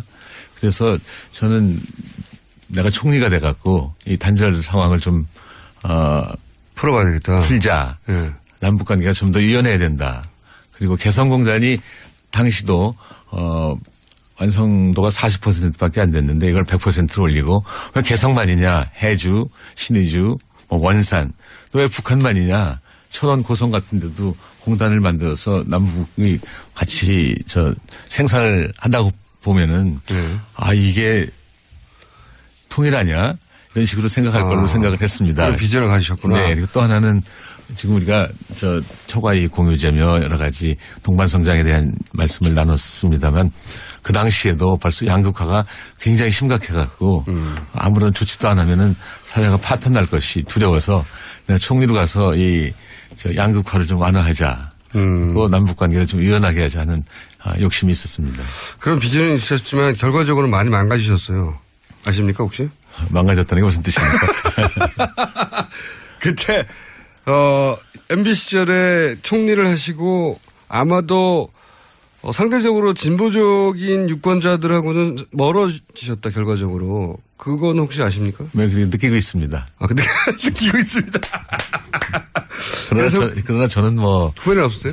그 후로 생각이 저는 후회는 말씀이 아니라 생각이 변화가 많지 않습니다. 사실 그 당시 제가 나름대로 저를 정당화한 거는 국민들이 대통령을 이명박 후보를 다른 후보한테 550만 표 차이로 표를 주지 않았습니까? 그럼 국민들이 그렇게 지지한 대통령인데 나가서 일한들 무슨 문제가 있겠냐 그런 생각도 해봤습니다. 그렇게 이제 합리화는 하셨지만 어쨌든 그 이후로 후회는 안 하셨냐는 거죠. 뜻대로 되지는 않으셨잖아요, 다. 물론 그렇지만 저는 가서 국정 경험도 했고 그런 나름대로 세종시 문제가 이거 제대로 이대로 돼서는 안 된다고 하는 걸 세상에 많이 알렸고 또 동반성장위원회도 만드는데 기여를 했고 해서 저는 그게 성공을 못했을지 모르지만 나름대로 할 일은 하고 나왔다고 생각합니다. 그래도 후회는 있으시죠? 제가 집요하거든요. 후회는 있다 없다. 없습니다. 후회는 없어요? 네. 그때 그 위치에서는 할 수 있는 바를 다 했다? 열심히 노력했습니다. 그런데 동반성장위원회를 만들어 놓고는 도와주질 않았어요. 우선 대통령의 의지가 도와주지 않았다. 대통령의 의지가 강하지 않았고 여권의 정치적 지도자 한 분이 저보고 급진 좌파라 그러고. 정치적 지도자 한 분은 박근혜 전 대통령을 말씀하시는 겁니까? 아닙니다. 전 대통령이래. 당시 전 대표 아니에요? 다른 분입니다. 다른 분. 그다음에 또 어떤 장관은 저보고 중소기업 적합업종 동반성장위원장이 마음대로 정하는 것이 아니라 한다든지 또 전경련에서는 그 동반성장위원회에 대기업 대표들 못 가게 한다든지 또 정부에서 예비비를 많이 주겠다고 해놓고 나서는 예비비를 안 준다든지. 아니 그러니까 이명박 대통령에게 이용만 당하신 거 아니냐 이거예요. 이용만 당했다기보다는 제가 생각하기에는 그 동반성장위원회를 보는 눈이 저하고 대통령과 그 대통령을 따르는 사람들하고 차이가 있었던 것 같습니다. 그러니까 차이는 원래부터 있었는데 일단 총리님의 좋은 이미지만 쏙 빼먹은 거 아니에요? 그렇게 남을 탓하고 싶지는 않습니다. 네. 자, 그런데 이번에는 직접 출마를 하셨어요. 직접 출마. 저희가 한 번 더 오셔야 되겠는데요. 지금 벌써 시간이 얼마 안 하신 것 같죠? 근데 한참 했어요. 네, 한 번 더 불러주세요, 그럼. 네. 그럼 본인의 매력을 발산하셔야 돼요. 그래서 출마를 직접 하셨는데 시간이 부족하니까 오늘은 이렇게 얘기를 남은 질문 중에 중요한 질문 몇 가지만 더 할게요. 혹시 이원 집정부제 혹은 분권년 대통령 얘기가 많이 나오는데 거기서 내가 경제 전문가로서 책임 총리가 되어야지 누군가의 파트너로 이런 생각을 하시는 겁니까? 아니면 진짜로 이번에 내가 나가서 대통령이 되어야지 하시는 겁니까? 아니면 연습이십니까 이번에? 셋 중에 진짜 목표가 뭐죠? 제가 꼭 되려고 합니다. 대통령이 꼭 되시려고? 저 권력 분산은 찬성하지만 이원 집정제는 말이 안 됩니다. 말이 안 된다고 생각하신다고? 대통령. 뭐 내치는 누가 외치는 누가 말이 안 된다? 그건 말장난입니다. 아니 대통령하고 국무총리가 일사불란하게 같이 일을 해야지. 한 사람은 내치 한 사람은 외치라고 하는 것도 특히 우리나라 상황에서는. 네, 저는 끝까지 갈 거고 제가 꼭 대통령이 되도록 노력하겠습니다. 갈 길이 멋입니다. 그러면. 지지율의 기준으로 봐서도 그렇고요. 세력도 지금 너무 적잖아요. 네, 아직 저를 링 위에 올려주지 않아서 그렇고 링 위에 올라가면 지지율이 올라갈 거로 생각합니다. 링 위에 누가 대신 올려주지 않거든요. 그래서 올라가야 되는데. 그래서 이번 주일부터 제가 경제 브리핑을 할 겁니다. 경제 현안 문제에 대해서. 어디서 하십니까? 뭐 현장 가서도 하고 뭐 시장 가서도 하고. 언론의 지지율이 안 나오면 거기 따라가서 찍어주질 않거든요. 어떻게 하시려고? 뭐 저도 올 걸로 생각합니다. 자, 낙관적이신 건지 지금 상황이 만만치는 않으세요. 왜냐하면 이번엔 주자가 또 너무 많지 않습니까 사실. 주자들이 뭐 차이가 있는 거 아닙니까? 저는 그동안에 경제 전문가로서의 모습을 보여줬다고 생각하고 또 국무총리로서 국정 경험을 했을 뿐만 아니라 서울대학교 총장 할 때 저는 나름대로 잘했다고 생각합니다. 총장님 잘하셨다는 얘기는 여러 차례 들었는데 여러 군데서 총리님을 잘하신 것 같진 않아요. 네, 서울대 세계 커다란 대학의 총장 한 사람은 무슨 일이라든 잘할 수 있을 거라고 생각합니다. 저는 프린스턴 대학의 우드로 윌슨 총리가 나중에 대통령 잘하지 않았습니까? 우드로 윌슨 총장이. 그런 사례가 꼭 본인한테도 적용될 거라고 생각하시면 자, 이거 어떻습니까? 제가 언론 인터뷰를 그렇게 많이 안 하셨던데 보니까 제3지대라고 하면서 개헌을 고리로 삼는 사람은 불순해 보이고 대통령 임기를 줄여서 2020년 총선과 대선 일정을 맞추자는 사람은 더욱 불순해 보인다. 이런 말씀을 하신 적은 있죠. 네. 근데 이런 말을 한 사람은 반기문 전 총장, 김종인 전 대표, 손학규 고문 이런 분이에요. 근데 이분들이 다 불순하다는 거죠. 아니, 그분들이 불순하다는 게 아니라 아이디어가 불순하다는 얘기죠. 그 아이디어가 그 사람에서 나와서 그 사람들이 불순한 거죠. 제 말씀은 대통령이 되고 싶으면은 자기가 추구하는 가치를 들고 나와서 국민들한테 자기를 지지해달라고 그래야지. 지금 어떤 사람이 한참 앞서가는 걸 보고 그 사람한테 반대해갖고 개헌을 하자. 우리 개헌을 찬성하는 사람끼리 한번 모이자 해서 그 지역에서 이른바 제3지대를 형성하자고 한다는 것은 뭐 바람직하지 않다 이런 말씀이고 또 내가 나이가 많어.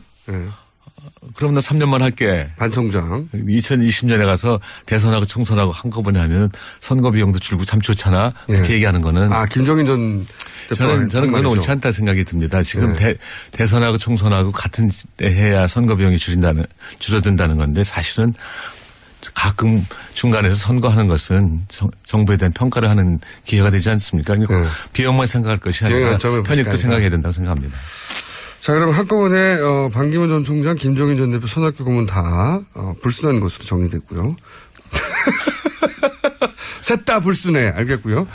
그러면 문재인 전 대표, 안철수 전 대표는 각각 어떻게 평가하십니까? 정치인으로 짧게. 네, 문재인 전 대표는 지난 대선에는 경제민주화를 주장하다가 대선 끝나니까 아무 말도 안 하더니 이제는 또 국민성장을 주장하시대요.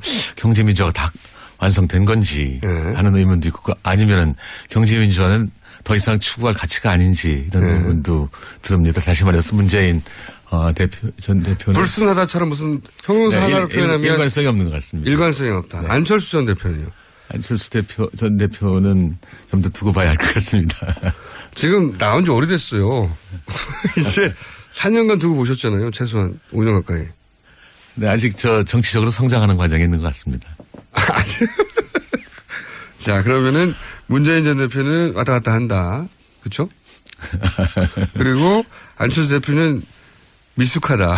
아직 성장 과정에 있다. 이런 걸로 해 주셔야지 제목에 뽑히고 이제 기사가 나거든요.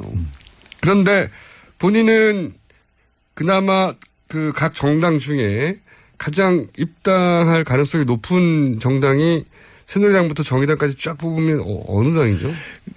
동반성장과 가장 비슷한. 다들 동반성장 하자고 하겠죠. 네, 동반성장과 가장 비슷한 개념이 공정성장이 아닌가 하는 생각이 듭니다. 공정성장은 안철수. 국민의당이네요, 그럼. 네. 그래서 꼭 고르자면 그렇죠. 지금 그렇다고 제가 국민의당에 간다고 결심한 건 아닙니다. 공정성장이나 동방성장이나 다른 거 비슷하고 대부분 같이 성장하자는 개념은 다 비슷하지 않나요? 다른 정당도? 여러 번 말씀드리지만 동반성장은 조금 어렵게 일반인들이 생각할지 모르지만 사회 작동 원리입니다. 그러니까 저희가 훨씬 더 커다란 개념이죠. 그러면 지금 말씀으로는 물론 박지원 대표가 다 됐다는 식으로 말하는 거는 과장이지만 그건 과장이지만 지금 현재로서는 국민의당 입당하실 가능성이 제일 높은 거네요. 그죠? 그렇게 말씀하기는 힘들고 하여튼 저는 독자적으로 가면서 계속 관찰하겠다고 하지 않았습니까? 네. 근데 제 말은 관찰 끝에 갈 가능성이 높은 것은 그래도 국민의당인 거네요. 그죠? 더 두고 봐야 됩니다. 그럼 국민의당에 이제 들어가신 걸로 하고 들어가셔서 경선해야 되잖아요. 경선. 어차피. 그러면 손학규 전 대표도 들어가려는 것 같고 손학규 그다음에 정운찬 그리고 안철수. 근데 다른 분도 더 있었을지 모르겠지만 안철수 전 대표는 어쨌든 그 안에 본인의 개파도 존재하고 국회의원도 존재하고 본인과 함께 한 본인이 만든 당이라고 이제 얘기도 하고 새가 있고 박지원 대표도 안철수를 중심으로 이런 얘기하는데 거기 들어가시면 불쏘시개 역할을 하는 거 아닐까요, 그냥? 그래서 꼭 그렇게만 보지 마십시오. 지금 우리 국민들이 느끼는 거는 국민들이 정말 심각하다고 생각하는 문제는 저성장과 양극화입니다. 이 불평등을 갖다가 해소할 확실한 정강 정책을 가지고 있는 사람은 저뿐이라고 생각합니다. 그래서 국민들이 그걸 알 것이기 때문에 경선을 하더라도 오픈 프라이머리를 하게 된다면 저는 다른 분들에 비해서 불리하지 않다고 생각합니다. 그래요? 자, 한 가지 질문만 더 할게요. 황교안 대행을 어떻게 보십니까? 잠재적인 경쟁자라고 보는데 저는 황교안 대행은 지금 최소한의 일만 하셔야 된다고 생각합니다. 지금 박근혜 최순실 게이트의 공동 책임자가 아닙니까? 그 박근혜 대통령과 법무장관으로 일했고 총리로 일했다고 한다면은 박근혜 대통령이 한 일에 대해서 이와 어떻든지 간에 책임을 져야 되지 않나 생각합니다. 알겠습니다. 자, 그럼 국민의당에 가실 가능성이 가장 높은 걸로 지금 오늘 인터뷰상으로는 결론이 저는 났는데 언젠지 모르겠지만 저는 좀 두고 봐주십시오 하고 부탁 올리겠습니다. 아니 근데 두고는 볼 텐데 어디든 가긴 가실 거죠. 혼자 끝까지 밖에서 그 가능성을 배제할 수는 없습니다. 배제할 수 없습니까? 네. 오란 데가 없으면요? 아니요, 제가 갈 데가 없으면은. 제가 제 친구가 저한테 농담하더라고요. 너 롤프데이다 되고 싶냐? 이런 식으로. 롤프데이다 아시죠? 네네. 1970년대에 독자적으로 녹색운동도 하고. 나중에 대선 출마도 했고 지지율은 잘 안 나왔죠. 네. 전 뭐 그렇게 되지 않을 걸로 저 믿습니다. 그러면 국민의당에 들어가시는 거잖아요. 아니, 새누리당은 지금 말씀하신 대로 지금 게이트, 최순실 게이트에 책임 있는 정당이라고, 볼 수밖에 없는 게 말씀하신 대로 황교안 대행은 그 책임이 있다고 하셨으니까 새누리당은 아니고, 민주당은 지금 실제 민주당의 후보군들이 가진 지지율만 합쳐도 엄청나거든요. 거기 이제 공간이 별로 없고, 그죠? 그 다음에 같은 맥락으로 바른정당도 그 범주에서 벗어날 수가 없고, 새누리당을 그런 이유로 거부하시고, 남는 건 국민의당하고 정의당밖에 없잖습니까? 이렇게 막 만들어주시네요. 네. 국민의당하고 정의당 중에 누가 더 나아요, 그럼? 대답까지 해주시죠, 뭐. 네. 정의당에 들어가신다는 얘기는 제가 들어본 적이 없기 때문에, 어디서도. 그죠? 제안도 없었죠? 없었습니다. 네. 그럼 남는 건 국민의당이잖아요. 국민의당 언제 들어가십니까? 요것만 얘기하고 가죠. 저한테 맡겨주세요. 네. 가긴 가실 거구나. 혹시 이러면은, 그러니까 마지막 질문입니다. 이러면은 절대 국민의당에 안 가. 이런 조건이 있습니까? 이럴 경우에는 나는 국민의당에 들어갈 수가 없다. 아까 말씀드렸지만 저는 완전한 오픈 프라이머리 해야 된다고 생각합니다. 아, 경선의 조건이. 예. 완전한 오픈 프라이머리로 누구나 참여할 수 있는 조건이라면 참여할 수도 있다. 근데 그 조건에 대한 약속이 지금은 전혀 없다. 구체적인 이야기가. 그런 얘기 나눠본 적이 없습니다. 박지원 대표님 오픈 프라이머리면 된답니다. 구체적인 얘기를 안 해보셨구나. 박지원 대표님하고 아직. 김 선생님 지금 제 말씀은 예. 문을 아무한테도 닫고 있지 않다. 근데 오픈 프라이 교섭을 할 때는 예. 국민의당한테 혹시 교섭을 한다면은 오픈 프라이머리라는 조건을 달아줘야 네, 된다. 완전 경선 완전히 오픈 프라이머리제로 하자 이렇게 제안하고 싶습니다. 제가 보기에는 오늘 두 가지를 제가 얻은 것 같은데 하나는 오픈 프라이머리라면 국민의당의 제안에 응할 여지가 있다. 또 하나는 박지원 대표님은 그동안 과장을 좀 하셨다. 이건 박 대표한테 신뢰가 될 것 같아서 그 말씀은 좀 조심하시고. 반기문, 김종인, 손학규는 불순해. 이거보다 신뢰입니까? 세 분은 불순한 것으로 결론이 났고요. 그리고 안철수 대표는 미숙하다. 문재인 전 대표는 왔다 갔다 한다. 네. 오늘 제목 여러 가지 나왔는데 기사 꼭 나와야 될 텐데요.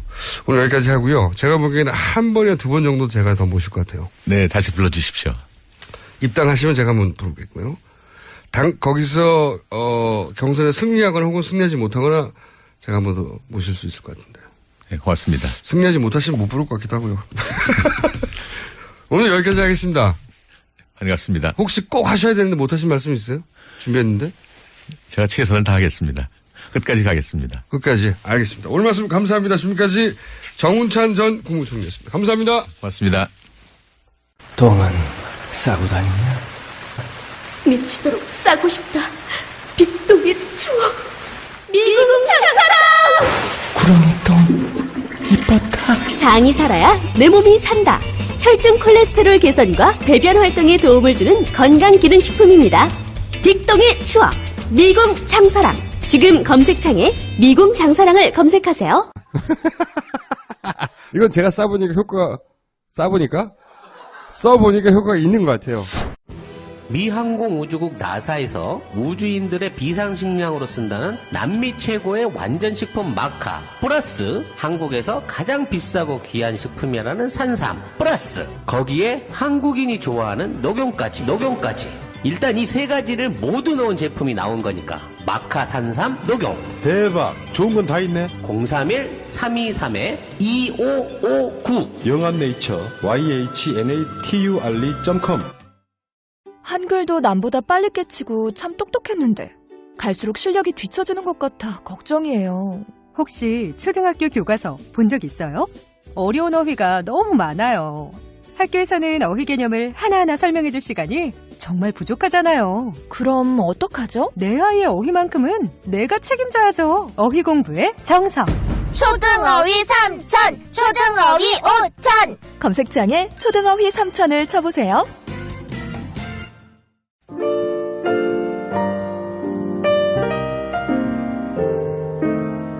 자, 불친절한 AS. 네. 특집은 하나도 준비되어 있지 않은데, 특집 방송이라고 하라고 해서 특집인 척 하는 방송. 설날 특집, 김원준 뉴스 공장 선물. 저희가 이런 날만 선물을 줄 수 있다고 합니다. 이런 특집 방송인 날만. 왠지는 저는 모르겠어요. TBS 사장님에게 물어봐 주십시오. 그리고 선물을 받아야 되는 이유, 한 줄로 보내면 그 중에서 저희가 선정해서 선물을 드릴 텐데, 예를 들면, 지금 불러드리는 게 선정된 것이 아닙니다. 예를 드는 거예요. 네.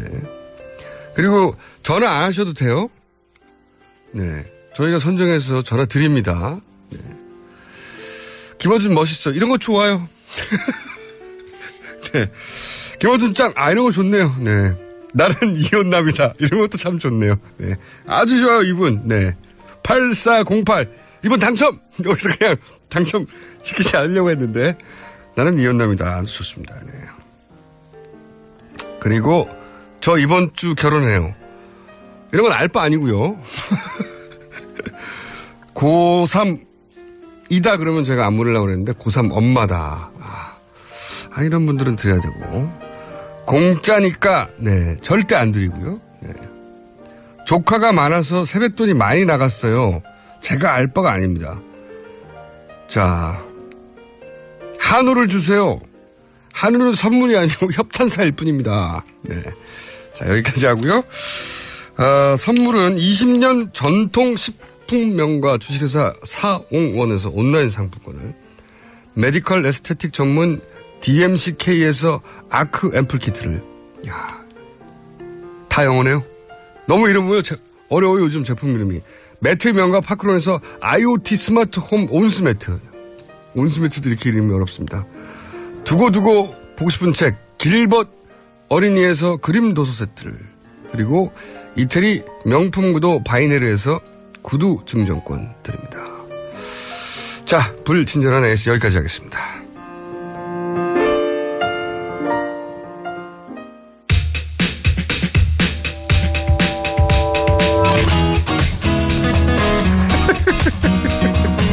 아니, 제가 죄송합니다. 문자를 읽다가 저는 이혼남입니다. 여기 선물 준다고 했더니 문자에 이런 게 올라왔습니다. 저는 이번 주 이혼합니다. 축하드리고요. 자, 당첨. 자, 최근 한 달 이내에 이혼한 한 분, 한 달 이내에 이혼할 분들 막 보내주세요. 자, 옆에는 이미 이혼한 분, 르몽드 디플로마티크 편집위원 임상원 의원님 나오셨습니다. 이혼한 지 얼마나 되셨어요?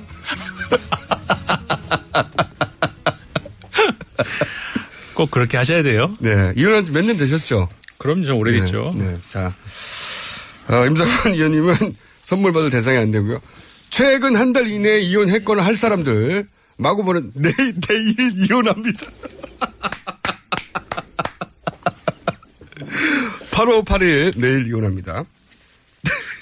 자, 이런 분들 말이죠. 입증할 뭔가 문서를 보내야 되죠. 그래야죠. 근데 할 분들은 아직 안 됐으니까 부부 간의 불화를 입증할 만한 서로 싸우는 장면이라든가 이런 거. 좋게 이혼할 수도 있어요. 그렇죠. 네. 그럴 수도 있는데 저는 좋게 이혼하는 건 안 쳐주고요. 저는 오늘 이혼합니다. 당장 이혼하겠습니다도 있고 선물을 위해서라면 이혼도 불사한다는 분들이 많네요. 네. 자, 이렇게 화목하지 못한 가정이 저는 참 좋습니다. 부부가. 가정을 화목해야 되는데 부부가 화목한 거는 보기 싫어요, 저는. 자, 이혼 부추기는 방송입니까? 라고 문자를 보내셨네요. 물음표로. 네, 맞습니다. 자, 오늘 뭘 준비했습니까? 자, 빨리 본론으로 들어가야 되는데, 네. 본론으로 들어가기 전에 오늘 또 특집 방송 아니겠습니까? 협찬이 있습니다. 아, 그러시구나. 협찬 불러주세요. 이번 설에도 온 가족 함께라면 역시 우리 한우자조금. 동급에 없는 도심 연비 19.5의 압도적 기술 어코드 하이브리드. 내게 필요한 서민금융을 한자리에서 1397 서민금융통합지원센터. 깨끗해서 고맙삼다. 우리나라 화산 안반수 제주 삼다수와 함께합니다. 해서 함께 해주고 계십니다. 왜 이렇게 웃으세요? 좀 이따가 막 싸울 겁니다부터 시작해가지고 선물 안 받으면 바로 법원으로 달려가겠다부터. 아, 좋네요. 이혼이 난무하는 세상이 참 좋습니다, 저는. 자, 오늘 본론으로. 아이템이 뭡니까? 네, 오늘 지난주에 반기문 전 유엔 사무총장 이야기 검증 마지막 순서 우리가 단점만 얘기했었죠. 네. 장점을 얘기하다 끝이 났는데 장점으로 제가 타고난 관운 말씀드리지 않았습니까? 사실 이거는 말이죠. 그게 장점이냐라고 할 수 있는데 네. 이 운을 이길 장사가 없어요. 그럼요. 운을. 저는 운칠기삼 이런 얘기 하잖아요. 운칠기삼. 네. 운이 7이라고. 근데 제가 지금까지 살아본 기준으로는 운구 일인 것 같아요. 운구. 사실 운이라는 거는 우리가 과학적인 설명도 되는 것도 아니고 개인적인 어떤 노력으로 되는 것도 아닌, 물론 이제 준비가 돼 있는 사람들 중에서 이제 운이 왔을 때 그걸 잡는 게 되는 건 맞는데, 어쨌든 간에 지난주 말씀드린 것처럼 김영삼 정부에서 청와대에 들어간 것도 아주 기막힌 인연이 있었었고, 그 다음에 김대중 정부에서 이제 차관까지 갔다가 이제 물러난 다음에, 그 다음에 사실 참여정부, 노무현 정부에서 사실은 안보, 통일, 외교 라인이 두 라인이 있었죠. 그러니까는, 좀 더 자주적이고, 이제 좋게 표현을 하자면, 그리고, 북한에 좀 더 열린 자세로 접근해 들어가는 그런 라인. 그 다음에 좀 더 이제 전통적인, 그러니까는 미국과의 라인을 좀 더 중시하는 그 두 라인이 있었다고 할 수가 있는데, 그 첫 번째 라인이 이제 굳이 따지자면은 노무현 대통령의 참모 그룹이 그쪽에 이제 주로 포진해 있었고, 두 번째 라인이 전통적인 외교 라인이 이제 말하자면은 반기문 당시에 외교안보 수석이었고, 그 다음에 이제 외교부 장관을 했었죠. 그쪽에서. 그러니까는 사실 지금 우리가 왜 참여정부 출신인데 그렇게 사이가 안 좋냐. 근데 그 이해가 가는 것이 사실 그 당시에도 그 두 라인이 서로 이렇게 잘 맞지는 않았어요.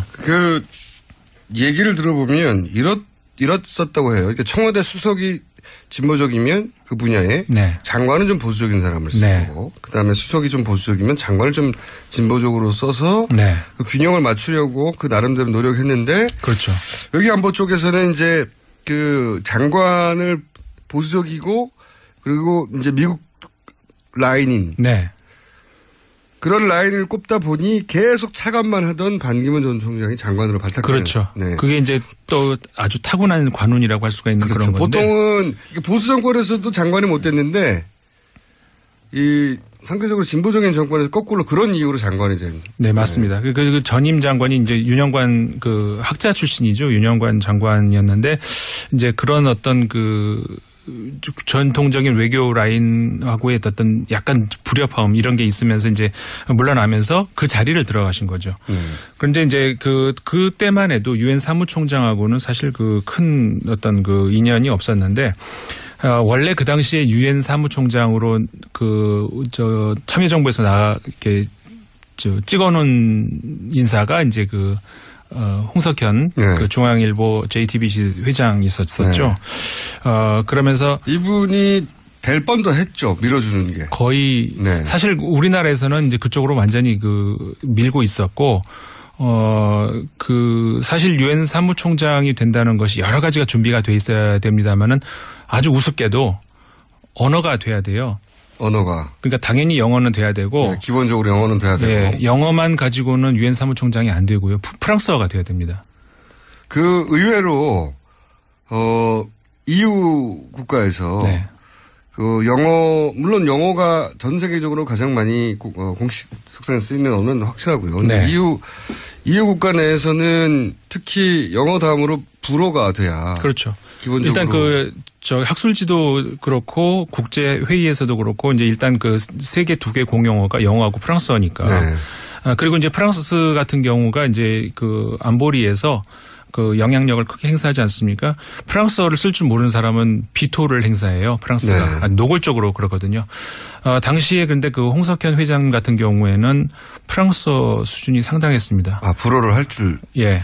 그러니까 제가 그거를 왜 아느냐면 어떻게 아세요? 제가 당시에 홍석현 회장님이 프랑스어 과외 선생님이었기 때문에 제가 이제 그거를 알고 있는데 홍석현 회장이 불어 공부를 할 때 그러니까 임상훈 위원님한테 배운 거예요? 그렇죠. 그러니까 처음부터 배우신 게 아니고 이미 제가 같이 이제 프랑스어를 할 당시에 상당 수준이셨어요. 그때 이제 저랑은 주로 이렇게 신문 르몽드 사설 같은 걸 읽는 그런 공부를 했는데 이미 르몽드지의 사설 같은 거를 그냥 문제없이 읽으실 정도의 불어 실력이 상당하셨어요. 그리고 프랑스 사람하고도 이렇게 프리토킹이 가능할 정도의 프랑스어 실력, 영어는 물론이고 그렇기 때문에 이제 언어상으로 굉장한 준비가 되셨던 이제 그런 분이었는데 그러니까 언어까지 준비가 된 뜻밖의 커리어입니다. 저요? 네. 그러니까 그 정도 레벨을 가르칠 만한 불어 실력이 된다고 세간에 알려져 있다는 겁니까 지금? 세간에 안 제가 겸손한 탓에 그런 거를 얘기를 많이 안 했죠. 방송에서 처음 얘기하는 거고. 이제 르몽드 디플로마티크 편집장이었다는 것도 영향을 미친 건가요? 아니요, 그 이전이 했습니다. 그 이전에. 그럼 어떻게 알았을까? 홍석현 회장이. 아무튼 뭐 그렇게 됐습니다. 위원님을. 그랬는데. 그 전에 뭐 할 때였어요, 그때 그러니까? 저 지금 비슷할 때죠. 그냥 학자로 있었고, 그냥 프랑스어도 뭐 가르쳤었고 그랬을 때니까. 참 신기하네요. 아무튼 그랬었는데, 이제 뭐 잘 알려진 사실입니다만은 그 미국 대사를 하시다가 낙마를 했죠. 그렇죠. 거기에서 이제 유엔 사무총장이 완전히 그냥 불거품이 된 건데. 그게 이제 글로 가기 위한 그렇죠. 징검다리였는데 예. 그게 이제 물 건너가면서 결정적인 이유를 혹시 언론에 알려진 거 말고 개인적으로 들어보신 이유가 있어요? 아니 결정적인 이유는 그게 이제 결국은 그 당시에 삼성이라고 하는 네. 그 당시까지만 해도 반기문 외교부 장관 같은 경우에는 프랑스어를 못 하셨어요. 지금도 못 하시죠. 아니 근데 결정적으로 그것 때문에 그 프랑스가 비토를 하게 생겼으니까는 부랴부랴 이제 갑자기 프랑스어 공부를 하신 거죠. 그때. 그래가지고 그렇게 이제 알고 계시는구나. 예, 네? 반기문 전 총장도 불어를 혹시 선생님한테 와서 배우셨어요? 아니요, 그러진 않았고, 그 당시에 그 홍석현 회장이 낙마를 하면서 갑자기 이제 그 대타로 그 반기문 당시 장관이. 관운을 또 말씀하시는 예, 그렇죠. 네. 그 얘기를 하려고 하는 건데, 그렇게 되면서 갑자기 이제 부랴부랴 이제 프랑스어 공부를 하면서 그 준비를 하신 거죠. 토요일마다 4시간씩 그냥 막 외우면서 그렇게 하셨던 거죠. 지금 그래서 불어를 혹시 최근에 들어보신 적 있어요? 아니요. 저는 들어본 적은 없는데 그렇게 거의 공식성상에서 안 하는 잘 하시지는 않는 걸로 알고 있습니다. 영어도 그러니까 발음이 거의 잘 외워서 이렇게 하신 그런 정도 수준. 자, 관원 얘기를 하다가 네. 그런 이제 관운이 아주 타고나신. 그러니까 아까도 말씀하셨었죠. 여러 번 낙마의 기회가 있었어요. 기회라고 하면 안 되고 그런 위기가 있었어요. 그 외교부 장관을 하는 당시에도. 차관도 굉장히 오래 했어요. 장관 못 되고. 근데 그때 이제 아까 말씀드린 것처럼 어떻게 보면은 노무현 정부의 취약점이라고 할 수 있는 그 친미 라인 이쪽이 너무 부족했기 때문에 아무리 이제 그 옆에서 들어와도 노무현 대통령이 뭐 다른 방안이 없잖아요. 계속해서 그 얘기는 반기문 전 총장으로는 안 된다고 하는 얘기도 있고 또는 뭐 그때 김선일 씨 네. 그렇죠. 기억나시죠? 그때 특히 많이 나왔습니다. 그 경질설이 많이 나왔었는데 아프간에서 외교 수장으로서 이 문제는 책임져야 한다는 얘기도 있었지만 그때 노무현 대통령이 그걸 막았다고 해요. 외무부 장관은 그냥 둬라. 왜냐하면 대부분 그런 경우에는 이제 결국은 그 부처 장관이 책임지고 경질되거나. 근데 그 자리에 누가 있었어도 그럴 수밖에 없었을 거다라고 하면서 노무현 대통령이 당시에 이제 막아줬죠. 막아줘서 결국은 반기문 전 총장을 그 정권 차원에서 만들어냈죠. 그렇죠. 네. 사실은 반기문 전 총장을 유엔 단위에서 어떻게 합니까? 그렇죠. 모르니까 결국은 이제 그래서 이제 소위 그 노무현 정부 시절의 사람들이 반기문 전 총장에 대해 섭섭함의 출발이 거기죠. 그렇죠. 근데 이제 반기문 그 전 유엔 사무총장님 같은 경우에도 사실 그런 말씀 많이 하시죠. 참여정부에 내가 빚진 건 없다라고 얘기하는 것이 적어도 노무현 대통령을 제외하고는 그런 말 할 수가 있는 거죠. 그러니까 그런 맥락을 봤을 때 참여정부 당시에 그 참모들과는 빚을 내가 진 일이 없다. 그렇게 말씀하시는 게 사실. 일할 때는 각을 세웠을 테니까요. 틀림없이. 그렇죠. 네. 근데 이제 노무현 대통령 혼자서 그 일을 하나요? 밀어주려면. 그렇죠. 정부 전체가 같이 움직여야 되는 거니까. 근데 당시 비상임 이사국도 우리가 포기해 가면서 유엔 사무총장을 밀었던 거죠.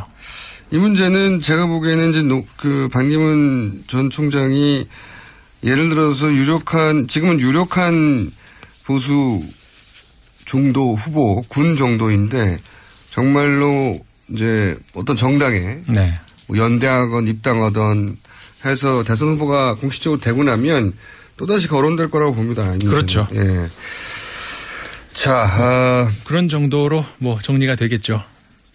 운구기 이래. 저도 그러면 기일이 뭐냐? 운이 올 때까지 버티는 능력인 거죠. 저는 그렇게 생각하는 편인데 동의하지 않는 분도 있겠지만 자, 문자, 이혼 문자 계속 오고 있네요. 네. 아직 미혼이라서 이혼하기 위해서 결혼부터 하겠습니다.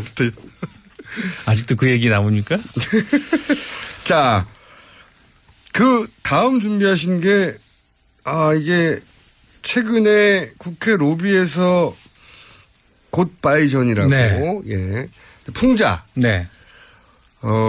작가는 이것은 그 블랙리스트에 대한 풍자다. 당했던 예술가들의라고 얘기하고. 그리고 보수 진영에서는 당연히 박근혜 대통령 몸을 그린 게 아닌데, 이게 이제,